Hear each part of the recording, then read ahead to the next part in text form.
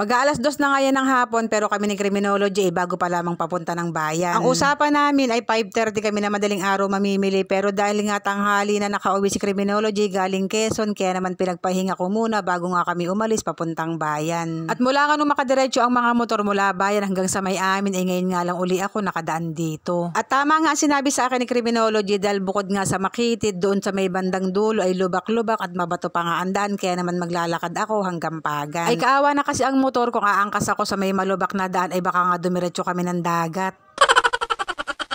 At konti lang talaga yung aming mga papamilihin. Kung ano lang talaga yung mga kulang na sangkap or mga rekado sa aming mga lulutuin ay yun lamang ang aming bibilhin. At dahil oras ng siesta or oras ng pahinga ang pagpunta namin sa bayan kaya naman tingnan ninyo wala man lamang katao-tao. Sobrang bilis lang talaga na aming pamimili. Pagkatapos ko nga bumili ng mga gatas, asukal, harina, cornstarch, pati nga tinapay ay dito naman ako pumunta sa may gulayan. Sa gulayan naman ay pangunahing sangkap lamang aming binili pati na nga mga gulay na isasahog nga namin sa kare-kare. Sunod naman namin pinuntahan na itong karnihan dahil bibili nga ako ng 3 kilong laman pati na nga ng 1 kilong atay ng baboy para nga sa gagawin naming minudo. At bumili na nga rin ako dyan ng 1 buong pata para nga pansahog namin sa kare-kare. At pagkatapos naman ng lahat-lahat ay ayan nabili ko na nga ang lahat ng nakalagay sa may paktura kaya naman eto pauwi na nga kami. At dahil hapon na nga yan pag uwi nga namin ay ayan sagsag nga si inay pag-aayos ng aming mga binili. Ay maiginalaan talaga at pinachap ko na nga yung baboy sa may bayan kaya naman pagdating namin ay yung mga gulay na lamang ang kanyang gagayatin. Konti lang naman yung gulay na kanyang gagayatin na isasahog nga namin sa kare-kare kagaya ng puso ng saging, talong, pechay pati na nga ng sitaw. Habang busy nga sila doon ay busy nga din ako pagpapapoy dahil sisimulan ko na nga ang pagluluto. Nauna nang naisalang itong baboy at naimarinate nga laang namin yan sa toyo, kalamansi, pati na nga sa sibuyas at hinayaan laan ng 30 minuto bago nga na isang kutsa. At habang nandoon nga ako sa labas at busy nga pagluluto ay nandito naman sila sa loob at gumagawa nga si ABM pati nga yung pamangkin ko ng Graham. Bibili nga sana kami ng cake pero sabi nga ni inay ay wag na at pagagawin na nga laang daw niya si ABM ng Graham. Si inay nga ay napakahilig gumawa ng mga kakanin or ng mga dessert pero wala namang kahilig-hilig kumain.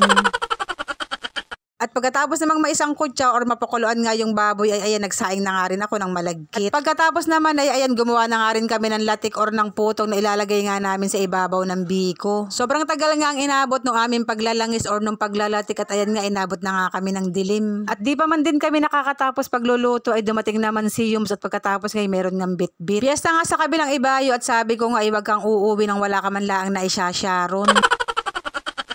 Kaya nga pag uwi niya ay meron nga siyang bit-bit na menudo, spicy caldereta, pati na nga ng dessert na gelatin. At doon po sa nagbigay ay alam nyo na sobrang thank you po. At pagkatapos ko naman kumain, matikman ang mga naisyaron ni Yums ay ayan magluluto na nga ako ng biko. Sa pagluluto naman ng biko ay magbaon ka nga na mahabang pasensya at isama mo na nga rin ang iyong malalaking braso dahil wala ka nga dyan tigil ng kahahalo.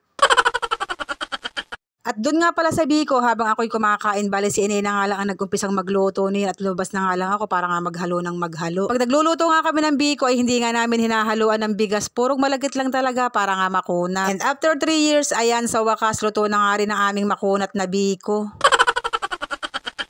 At pagkatapos nga maisang kutsa yung minudo at makapagluto nga kami ng biko ay ayan dumako naman tayo sa gulay. Ako na nga lang ang nagpakulo ng gulay dahil pasado alas 8 na nga yan at si inay nga ay kailangan na nga matulog. Dati nga pag nagluluto kami ng kare-kare ay half cook lang ang gulay. Pero dahil may edad na nga si inay at gusto nga niya ay malambot na malambot ang gulay kaya naman pinakukuluan na namin. At pagkatapos ng lahat ay ayan hindi pa rin tayo matutulog dahil marami pa tayong hugasin. Ayun lang, salamat.